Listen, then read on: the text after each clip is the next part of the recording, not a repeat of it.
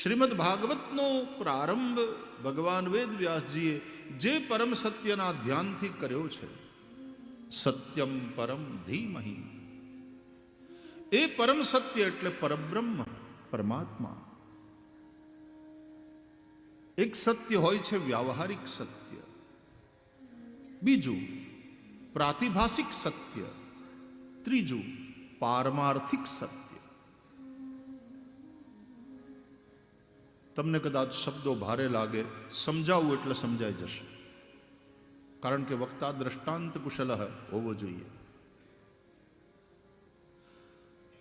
રાત્રે તમે કોઈક જગ્યાએ જતા હોય ને રસ્તામાં ક્યાંક રસ્સી પડી હોય અને અંધારામાં હાવ ઝાંખું ઝાંખું તારલિયાના પ્રકાશમાં દેખાતું હોય ને એમાં રસ્તામાં પડેલા દોરડામાં તમને સર્પનો ભાસ થાય. ક્યાંય સર્પ પડે, એકવાર તો તમે ઝચકી જાઓ, તમે અટકી જાઓ. અને એમાંય કંઈક થોડીક હવા હોય, વાવડો હોય ને એનો એક છેડો આમ હલતો હોય તો તમને એમ જ થાય પૂંછડી હલી. તમારો સંશય પાકો થાય.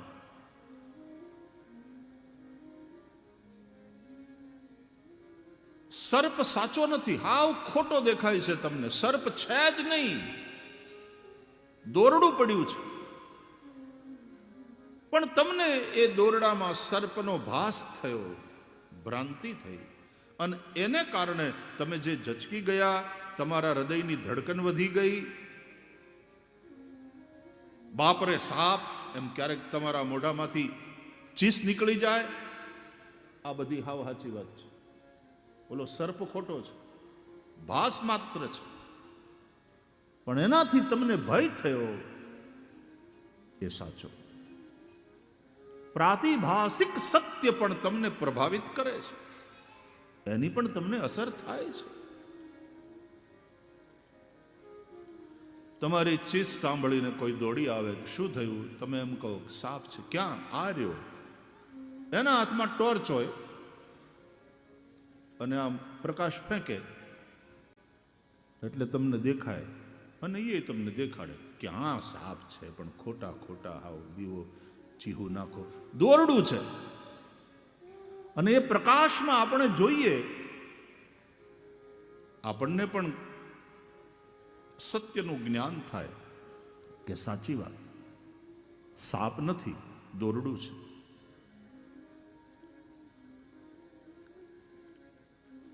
તમને જેવો ખ્યાલ આવ્યો કે આ દોરડું છે, આ સાપ નથી, એ ભ્રાંતિ ગઈ અને ભય ગયો.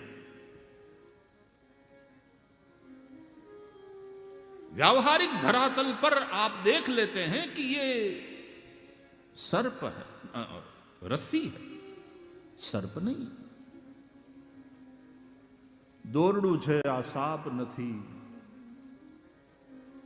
ભ્રાંતિ મટી અને જ્ઞાન થયું, એની સાથે તમારો ભય મટ્યો.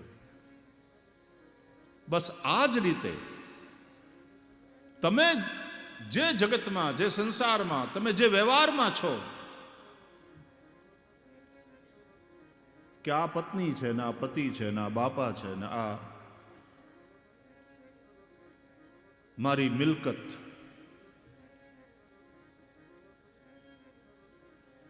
આ પણ એક જાતનો ભાસ છે, એ વાસ્તવિકતા નથી.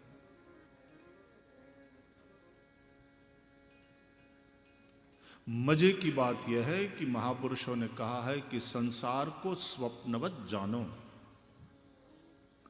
लेकिन स्वप्न काल में स्वप्न नहीं लगता, सत्य लगता है. તમે જ્યારે સપનું જોતા હોય ત્યારે એ સપનું છે એવું તમને જ્ઞાન નથી હોતું. તમે સપનાને સત્ય માનો. આપણી જેસલ તોરલની વાણી, અને એમાં તોરલ જેસલ જાડેજાને સમજાવે છે કે જેસલ કરી લે વિચાર, આ સપના જેવો છે સંસાર, તોળી રાણી કરે છે પુકાર, આવો ને જેસલ રાયા પણ પ્રેમ થકી મળીએ રે. એ આવો ને જે સલરાય આપણ પ્રેમ થકી મળીએ. સપના જેવો છે સંસાર, પણ આપણે સૂતા છીએ અને આ સંસાર રૂપી સપનું જોઈએ છીએ, એટલે સપનું આપણને સપનું નથી લાગતું. એ સપનું આપણને પ્રભાવિત કરે છે. રાત્રે તમે જે સ્વપ્ન જુઓ એ સ્વપ્ન અનુસાર એક નવી દુનિયા બનાવી લો છો. ઘણીવાર સપનામાં માણસ, એક જણો મને કહેતો હતો કે મને બહુ સપના આવે, પછી હું સપનામાં ઉડું, હું ઉડતો હોઉં એવા સપના આવે મને. આવે ઘણા, કેટલાને આવે છે. સપનામાં ઉડ્યા હોય કેટલા જણા હાથ ઊંચા કરો. ખરેખર સપનામાં ઉડતા હોય આપણે એવું લાગે, અને ઉપરથી જેમ એરોપ્લેનમાંથી બધું દેખાય ને એમ બધું દેખાય, દીવડા દેખાય. પછી આપણે લેન્ડ પણ થઈએ કોઈક જગ્યાએ, અને ઓલી સમડીનો આમ ટેક ઓફ કરે, પાછી ડીપ ડાઇવિંગ, એવું બધું લાગે. વૈદો તો એમ કહે છે કે જેની વાત પ્રકૃતિ વધારે હોય ને એને આવા સપના આવે ઉડવાના. જેની વાત પ્રકૃતિ, વાયુ પ્રકૃતિ હોય, વાત પિત્ત અને કફ એ ત્રણેય દોષ છે શરીરમાં. સ્વપ્નનું આખું વિજ્ઞાન છે. દિમાગ, the most complicated organ in our body is our brain. A brain કઈ રીતે કામ કરે છે એ બહુ ઇન્ટરેસ્ટિંગ છે. હાર્ટ અને બ્રેન,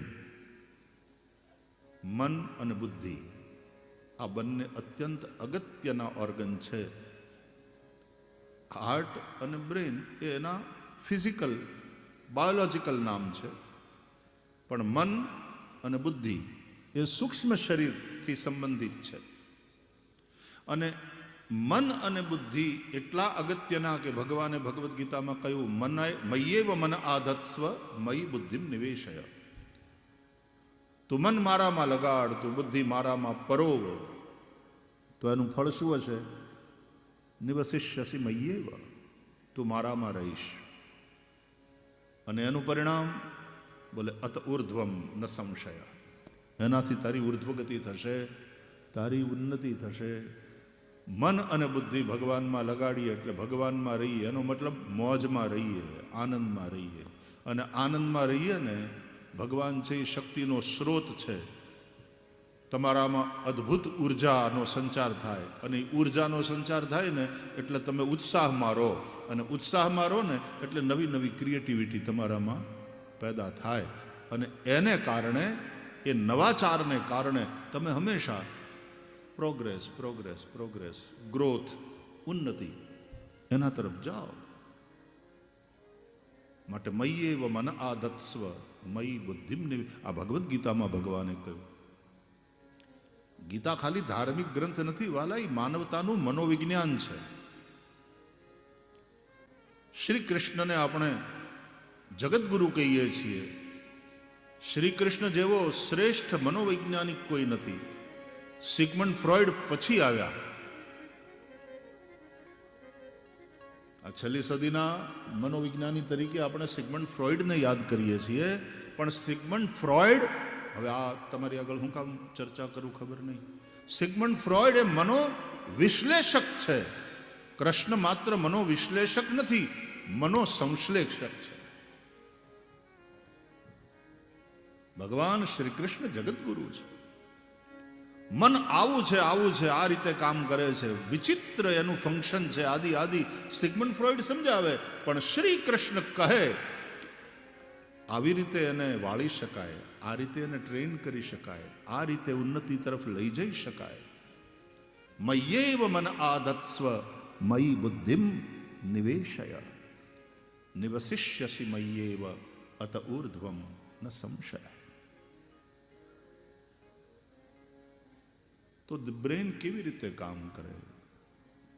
જાગ્રત અવસ્થા આપણી ત્યારે બ્રેઇન જુદી રીતે કામ કરે, અને પછી આપણે સૂઈ જઈએ ત્યારે એ મન, બુદ્ધિ, ચિત્ત, અહંકાર આ સૂક્ષ્મ શરીર છે, અને મનોવૈજ્ઞાનિકો એને જરા જુદી રીતે બતાવે છે.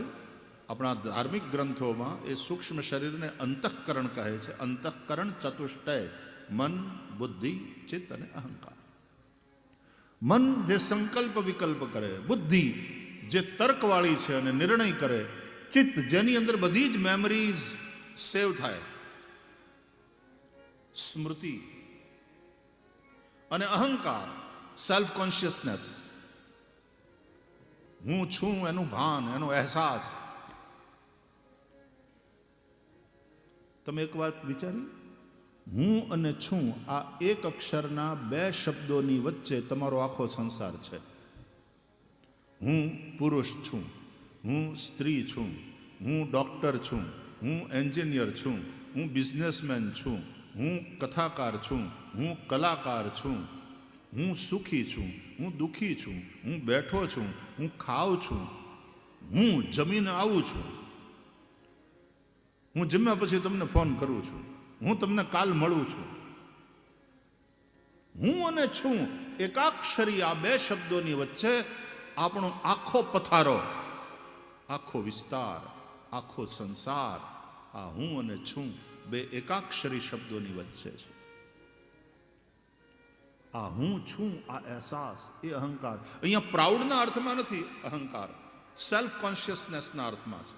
તો મન, બુદ્ધિ, ચિત્ત અને અહંકાર. તમે સૂઈ જાઓ છો ત્યારે તમે હોવ છો, તમે સૂતા છો પણ તમે છો. તમે સ્વપ્ન જુઓ ત્યારે તમે હોવ છો. એટલા માટે તમને સપનું યાદ આવે છે, આજ મને આવું સપનું આવ્યું. અને ઘોર નિદ્રામાં તમે હો, ગાઢી ઊંઘ, ત્યારે તમે હોવ છો. એટલે સવારના ઉઠીને એમ કહો કે આજ એવી સરસ ઊંઘ આવી, એકેય સપનું આવ્યું નહીં, એક ઊંઘે હવાર થઈ. તમે તો હોઈ ગયા હતા, એકેય સપનું આવ્યું નથી. તમને કેમ ખબર? જે માણસ જાગતો હોય એને ખબર કે કોક આવ્યું છે તોય ખબર પડે, કોઈ નથી આવ્યું તોય ખબર પડે. પછી ઓલો ચોકીદાર રાતના જાગતો હોય, સવારે તમે ફેક્ટરીએ જાઓ અને ચોકીદારને પૂછો, એટલે રાતના કોઈ આવ્યું હતું? નહીં સાહેબ, કોઈ નથી આવ્યું. પાક્કું? હા પાક્કું સાહેબ. બરાબર કહે છે ને? અરે એકદમ સાહેબ, હું જાગતો હતો, મેં આંખનું મટકું નથી માર્યું સાહેબ, કોઈ નથી આવ્યું. તો તમે એમ કેમ કહો સવારે ઉઠીને કે એક પણ સપનું નથી આવ્યું, એક ઊંઘે સવાર થઈ? તમને કેમ ખબર? તમે તો સૂઈ ગયા હતા. એનો અર્થ એ છે કે જ્યારે ગાઢ નિદ્રામાં તમે હતા ત્યારે પણ તમે તો હતા ને. એ હું છું આ વાત તો છે જ. તમે જાગ્રતમાં પણ છો, તમે સ્વપ્નાવસ્થામાં પણ છો, તમે સુષુપ્તિમાં પણ તમે છો. અને જાગ્રત, સ્વપ્ન અને સુષુપ્તિ એ ત્રણેયના જે સાક્ષી, એ ત્રણેયનો જે સાક્ષી એ હું છું. યત સ્વપ્ન જાગર સુષુપ્તમ અવૈતિ નિત્યમ તદ બ્રહ્મ નિષ્કલમહમ ન ચ ભૂત સંગઃ. આ બધા જે મહાપુરુષો હોય ને, વેદાંતિઓ બેઠા હોય ત્યારે આવી બધી વાતો કરે.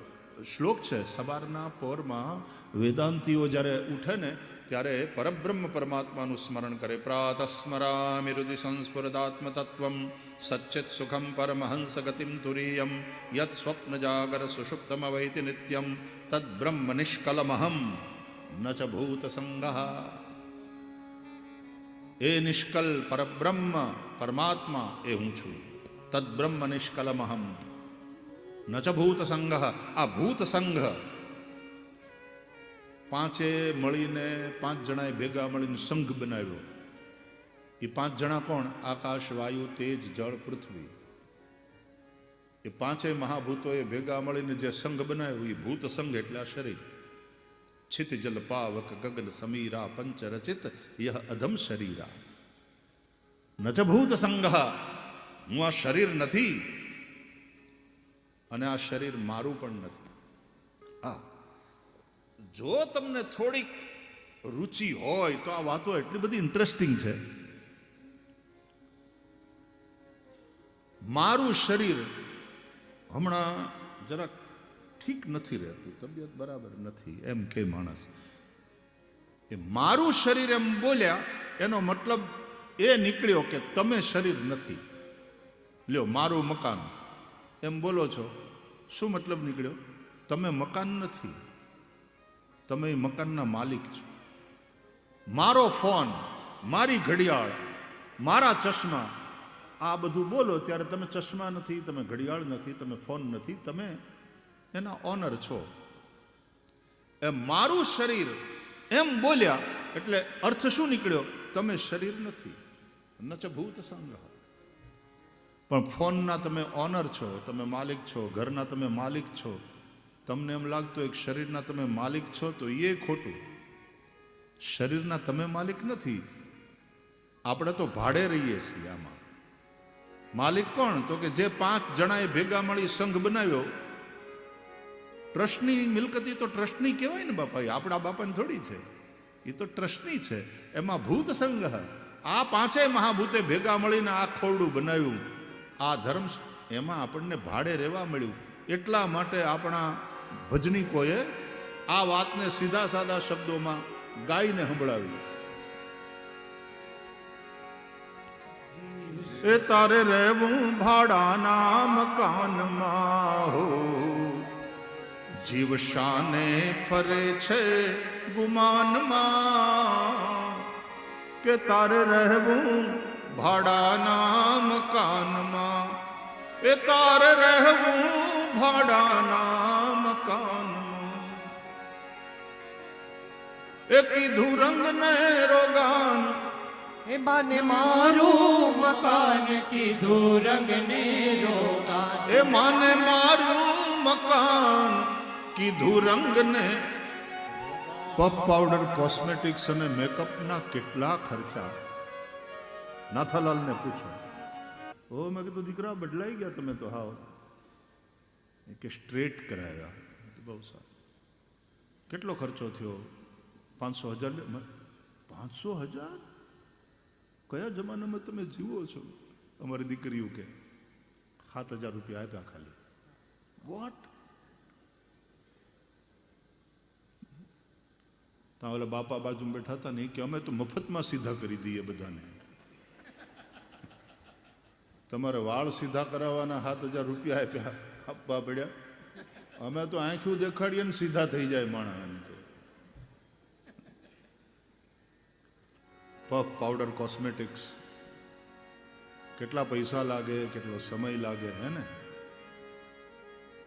એ માને મારું મકાન કીધું રંગ ને રોગાન, જાણે કાયમ લીધું છે વેચાણમાં. જાણે કાયમ લીધું છે વેચાણમાં. એ તારે રહેવું ભાડાના મકાનમાં. હે જીવ શાને ફરે, શાને ફરે. મારું છે આ શરીર, એ તે ભ્રાંતિ છે. કારણ કે એક સમયે શરીર છૂટી જવાનું, અને શરીરથી વૈરાગ્ય થાય.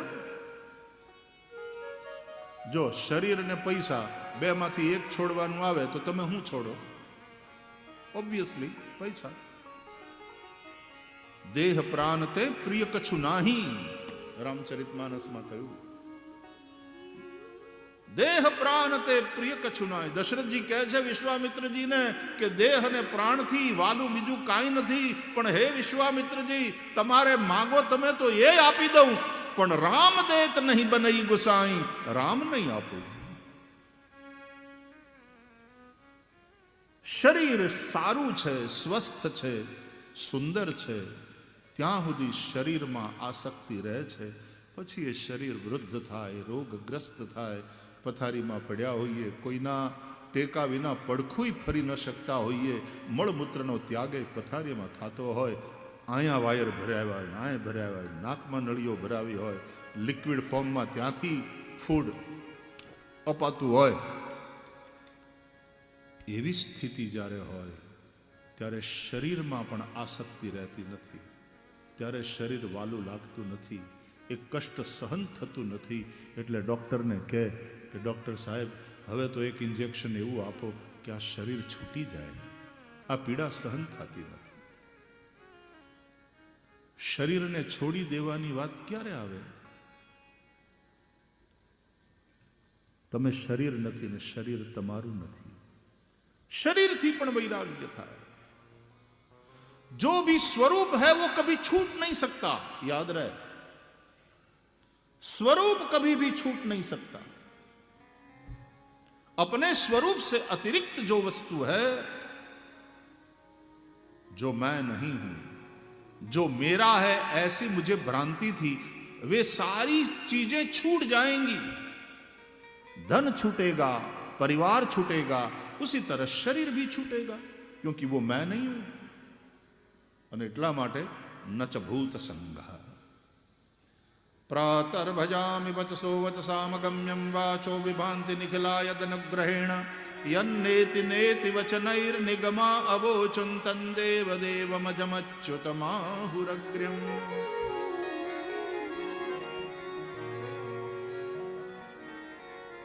તમે તો એ ત્રણેય અવસ્થા, જાગ્રત, સ્વપ્ન, સુષુપ્તિ, એના સાક્ષી છો.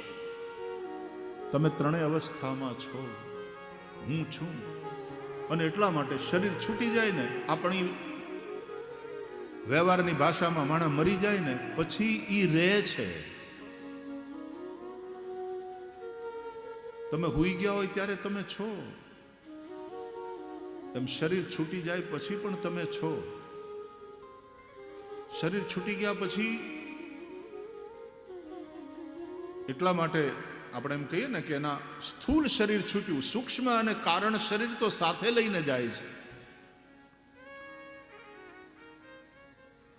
એ પ્રેત યોનિમાં હોય છે. એટલા માટે આપણે શ્રાદ્ધ ઇત્યાદિ કરવું પડે. આમાંથી છૂટ્યા, હવે ઓલામાંથી છૂટે તો પછી આગળની યાત્રા કરે, માટે શ્રાદ્ધ ઇત્યાદિની વિધિ છે. There is life after death. મૃત્યુ એ અંત નથી, એ માત્ર સ્થૂળ શરીરનું છૂટી જવું છે.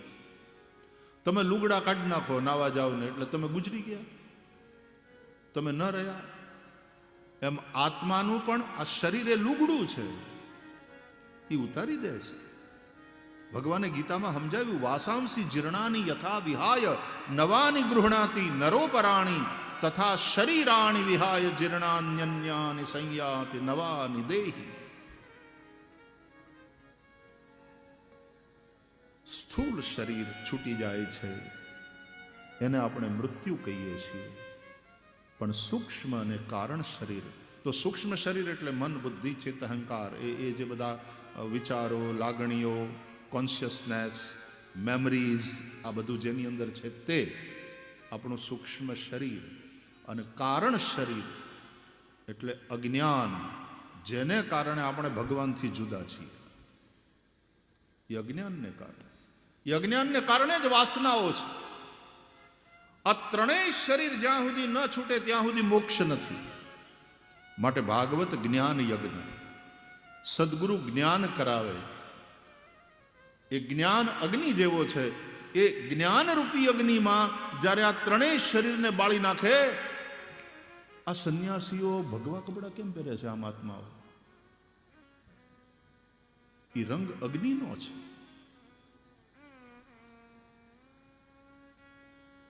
એ સંન્યાસ દીક્ષા અપાય ને ત્યારે એને હોમ કરી લેવાનો હોય છે. છેલ્લે શ્રાદ્ધ બાદ બધું ત્યારે કરી લઈ. સંન્યાસી થયા પછી કોઈ પિતૃ નહીં, પછી સંસારને લગતા એના કોઈ કર્મ નહીં.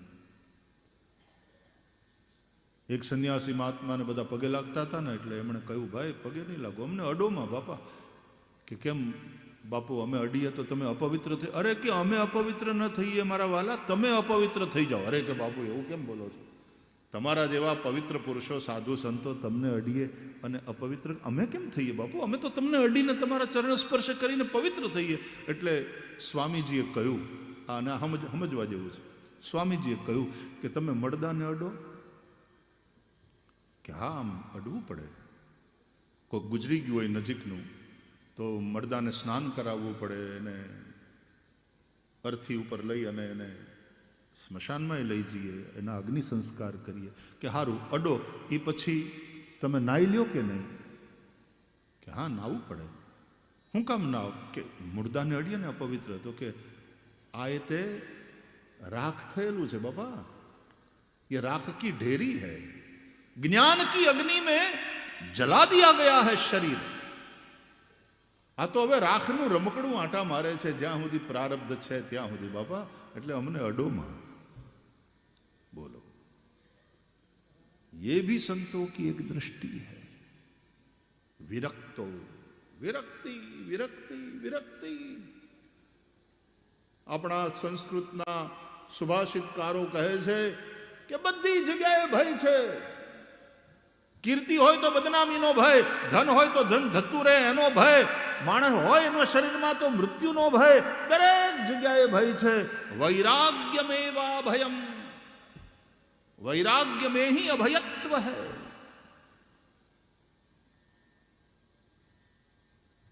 ભાગવતનો વક્તા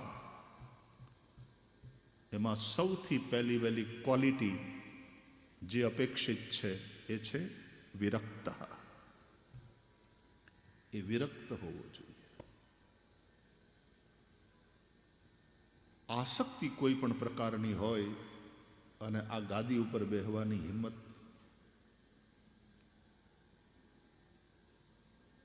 આ ટેબલ નથી, આ પીઠ છે, વ્યાસની પીઠ, વ્યાસપીઠ. અને વ્યાસની સાથે જેને આવો નાતો હોય ને, વ્યાસનો દીકરો બન્યો હોય, એ વ્યાસ અને બાપાની પીઠ ઉપર બેહાય. બાપા લાડ લડાવે, અહીં મારો દીકરો, પોતાની પીઠ ઉપર બેહાડે, ખંધા ઉપર બેહાડીને લઈ જાય. વ્યાસની સાથે આવો નાતો બંધાયેલો હોવો જોઈએ. વિરક્ત. તો સંસાર સ્વપ્ન છે, સંસાર કો સ્વપ્નવત જાનો. પણ સ્વપ્ન કાળમાં સપનું સપનું છે એવું નથી સમજાતું. તમે જાગો, તમારી આંખ ખુલે ત્યારે ખબર પડે કે એ તો સપનું હતું. એકવાર મગનલાલ હુતા હતા ને, પછી રાતના એને સપનું જોયું. એને એવું સપનું જોયું કે મચ્છર બનીને ઉડતા હતા આકાશમાં, કરડતા હતા, ચટકા ભરતા હતા બધા. બાય ધી વે એમ કહે છે કે આ જે મચ્છર આપણને કરડે છે ને, એ નર મચ્છર નથી હોતા, એ માદા મચ્છર હોય છે. એ હકીકતમાં મચ્છરી હોય છે, મચ્છરી. એ કરડે, એ લોહી પીવે નહીં. એને જરૂર હોય છે બચાડીને, એ પ્રેગ્નન્ટ હોય છે, એને જરૂર હોય છે ખોરાકની, એટલે એને લોહીની જરૂર પડે, એટલે એ લોહી પીવે. માદા લોહી પીવે. ઓલું પુરુષ છે ને, સોફામાં ટીવી જોતા જોતા એને ઊંઘ આવી ગઈ, આમ રિમોટ કંટ્રોલ એક વાર પડ્યું રહ્યું અને પોતે સૂઈ ગયો. પત્ની હજી બાજુમાં બેઠી બેઠી જોતી હતી, અને એમાં ઓલા પતિના ગાલ ઉપર મચ્છર બેઠું. એ આણે જોયું કે સહન ન થયું, તે જેવું અહીં બેઠું ને તે એને મારવા માટે તેને આમ ધડ કરીને મારી હતી, એક લાફો પતિના ગાલ ઉપર. ઓલો ઓલો જાગી ગયો એકદમ ઝચકીને કે હું કરે, પણ મને લાફો માર્યો કે નહીં, મચ્છરું હતું, મચ્છરું હતું. હું અહીં બેઠી છું ને તમારું લોહી પીવે? હું અહીં બેઠી છું ને એ તમારું લોહી પીવે? હું નથી પીવા વાળી.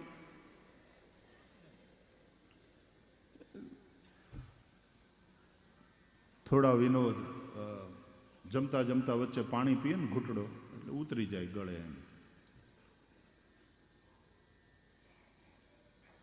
તો મગનલાલને સપનું આવ્યું, એ મચ્છર છે અને એ ઉડે છે. એમાં એની ઊંઘ ઉડી, જાગી ગયા. તો મગનલાલ તો એના ઘરના બેડરૂમમાં. એને એમ થયું હું તો મગનો છું, હું ક્યાં મચ્છર છું? પણ પછી મગનલાલને હવાર સુધી ઊંઘ ન આવી. વિચારે ચડી ગયા મગનલાલ કે હું સપનું જોતો હતો અને હું મચ્છર છું એવું સપનું મને આવેલું. ઈ હાચું કે અત્યારે હું જે જોઉં છું ઈ હાચું? એમ પણ બને કે મચ્છરું સપનું જોતું હોય કે હું મગનલાલ છું, એવું બને ને? તો આ સ્વપ્નું મચ્છરનું સ્વપ્ન છે કે હું મગનલાલ છું, કે હું મગનલાલ હૂતો તો મને સપનું આવ્યું હતું કે હું મચ્છર છું? कौन सा स्वप्न है, क्या स्वप्न है, क्या सत्य है? જેસલ કરી લે વિચાર, સપના જેવો છે સંસાર.